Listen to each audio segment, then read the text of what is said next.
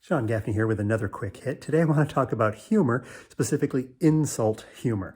Earl Palmer talks about humor. He says that there's healthy humor and there's unhealthy humor. There's healthy humor which unites us, and there's unhealthy humor that divides us. Insult humor tends to fall in the unhealthy category. I think we have to be very careful with it.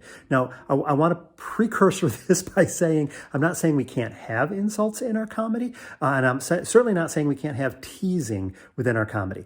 Teasing is often a great way to have some insult humor, but it's with love. It is with endearment. It's with, there's a respect underlying it, so the audience knows. So, when you have two siblings who are teasing each other, if they're not teasing each other, I don't believe they're siblings.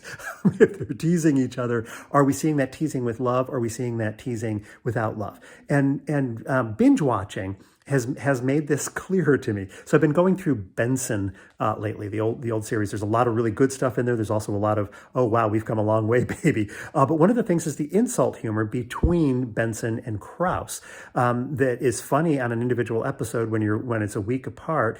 But sometimes when you're binging it, you start to notice, well, they're actually getting mean to each other. There are times that it's written really well where it feels like it's teasing with mutual respect underneath, but there are times that it's just plain mean. I have a picture up here of The Office because that's another one when you're binging, you start to realize this, and actually the writers of The Office realized it. Jim is hilarious in the first few seasons as he's pranking Dwight, as he's picking on Dwight, all the things he does to Dwight. But when you binge it, you realize this isn't funny anymore. He's actually kind of mean.